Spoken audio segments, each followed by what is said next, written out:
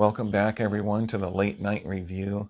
And tonight, I want to review, at least of what I've seen so far, of the Green Hornet series with Bruce Lee, Van Williams, the old series. And I have to say, when I was a kid, I didn't know a lot about the Green Hornet. Superman was my favorite hero. And by the way, I just want to start out by saying the fact that Bruce Lee, before he became a big star, the fact that Bruce Lee was a superhero, crime fighting with the Green Hornet is fascinating to me. I love that. Just love that concept. I mean, that's one of the reasons I had to do this video. But when I was a kid, Superman was my favorite hero. And of course, I knew so many other heroes that I liked: Thor, the Incredible Hulk, Aquaman, Martian Manhunter, and the Green Lantern. The list goes on. But I knew about Batman. So I watched Batman when I was a kid quite a bit, the old series with Adam West. And I enjoyed that. Now I can't really watch those too much. They're okay, but I can't really. They're too a comic booky. They're too unserious for me. But I can watch the Green Hornet. It's a little more serious than the Batman shows. And I'll tell you, when I was a kid, I didn't know much about the Green Hornet. I didn't. He was not well known to me as a superhero. Over the years, I found out that Bruce Lee was in that because I loved Bruce Lee. I grew up on Bruce Lee movies. I loved martial arts movies, Chuck Norris movies, and I was allowed to rent Bruce Lee movies and Chuck Norris movies when I was a kid, watched them, enjoyed them. So I grew up with Bruce Lee. I didn't know much about his work on the Green Hornet until a little later, but I never went and watched and focused on the series. I've seen little parts, but I never really focused on the series. But you know what I did recently? Recently, I just had this urge to watch Bruce Lee and the Green Hornet. So what I did is, before I really got into them, I think I watched maybe one or two episodes, liked them, enjoyed them, watched the pilot episode and then the second one, I think. And then I watched the history of the Green Hornet.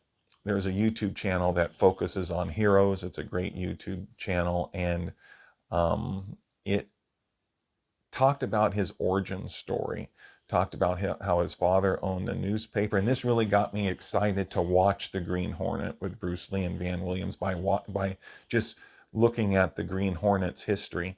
I didn't know that the Green Hornet and Kato were created basically by the same people who created, hope I'm getting this right if I remember right, but they were created by the same people who created the Lone Ranger in Tonto. And they're inspired by the Lone Ranger in Tonto, the Green Hornet and Kato. And then I also didn't know that, I think it was the Lone Ranger, the Green Hornet was supposed to be a distant relative of the Lone Ranger. I think the Lone Ranger's great grandnephew, if I remember right. So there's interesting facts about that. The Green Hornet story, in a nutshell, his father owned a newspaper called the Daily Sentinel, and he reported on crime. He kind of fought crime in the sense of he reported on it to expose it. And then his son, which is Britt Reed, is the Green Hornet's alias.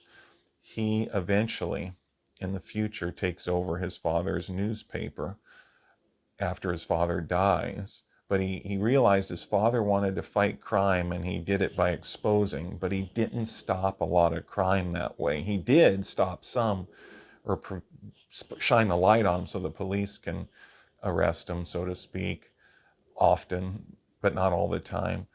But he always wanted to do more. So when he took over his father's newspaper, the Daily Sentinel, he decided to actually fight crime.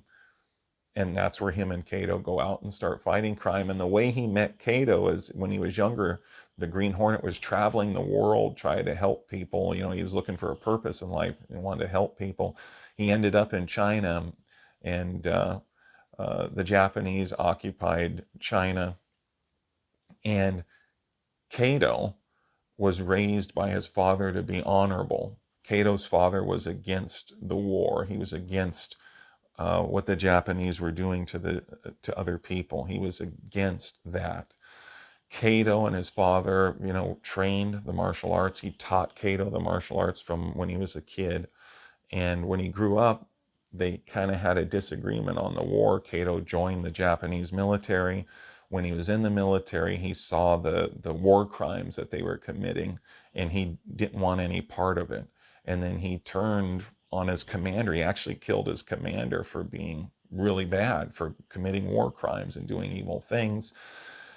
And the other soldiers tracked Kato down and surrounded him and were going to kill him. But then the Green Hornet saw it, helped him, saved him, and then they became lifelong friends. And Kato promised to become his protector. And I found that really fascinating. And it made me want to watch the series even more when I found that out. And I just saw that backstory about the Green Hornet. So bear with me, folks. I'm trying to remember everything I just found out.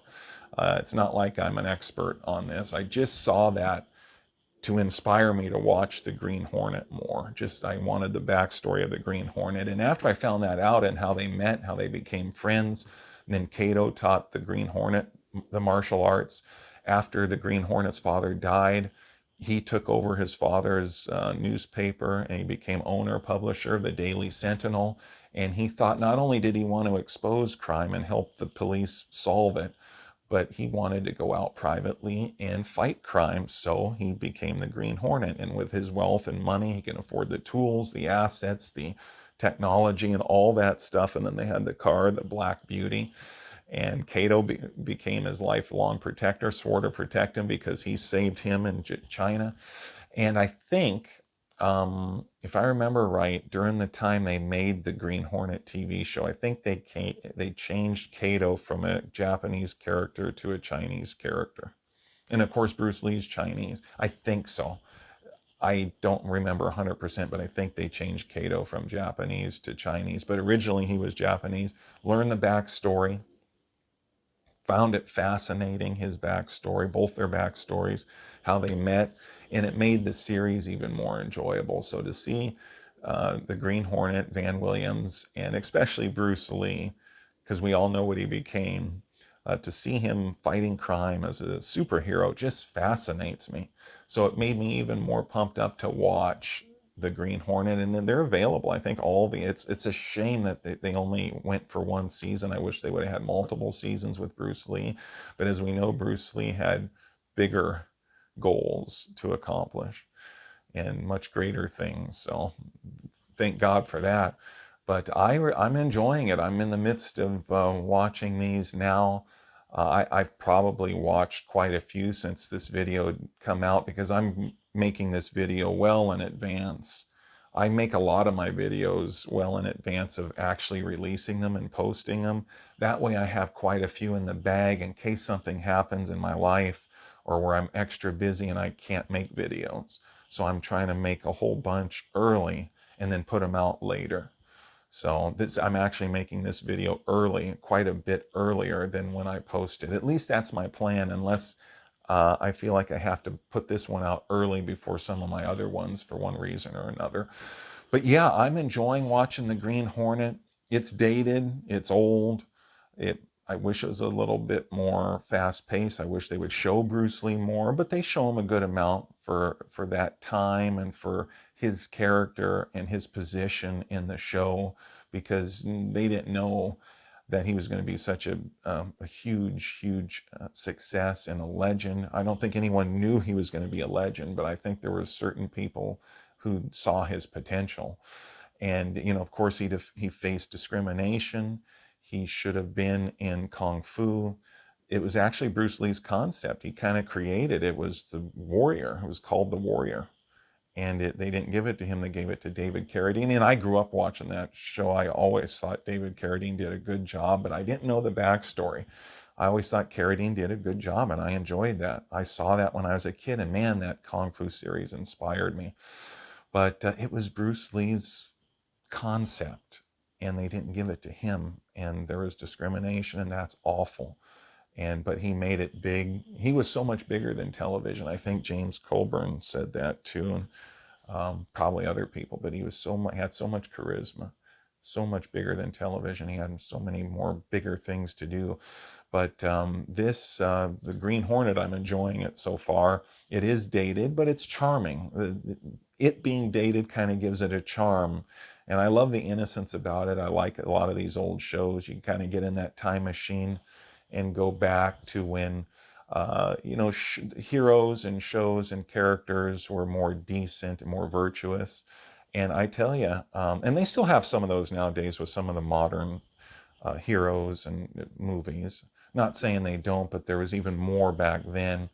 And I like this show. I like the Green Hornet. It might be a little slow for some people, but it's only like 26 minutes long if you cut out the commercials or something like that. 25, 26, 27 minutes and or less. I'm enjoying it just to see Bruce Lee when he was younger and to see him before he became a megastar. The fact that he's a superhero fighting crime in here. He was so fast. His moves, his punches, his kicks were so fast. And this is a fact. He was so fast the camera couldn't record his punches or kicks. That's how fast he was. They told him to slow it down so they can actually pick it up. And it's still fast. It still looks fast. And it's a great experience, I think, to go back and watch these. The fact that Bruce Lee was a superhero before he became a big movie star, and to know the backstory of the Green Hornet. So I'm in the midst of watching these, and I haven't finished the first season yet, but I like what I see so far. There was let's see, there was one where there was this guy setting fires to buildings, and the Green Hornet and Kato had to go find him. Something Firefly. The name of the episode was the Green Hornet versus the Firefly, or the Dragon versus the Firefly, or something like that. Firefly was in the name of the episode. I don't remember the name of the episode. That one was a little slow to me. That one, I wish there were more people involved with the guy who was starting the fires. That way Bruce Lee could show his martial arts more, because when he fights groups of guys, you see it more.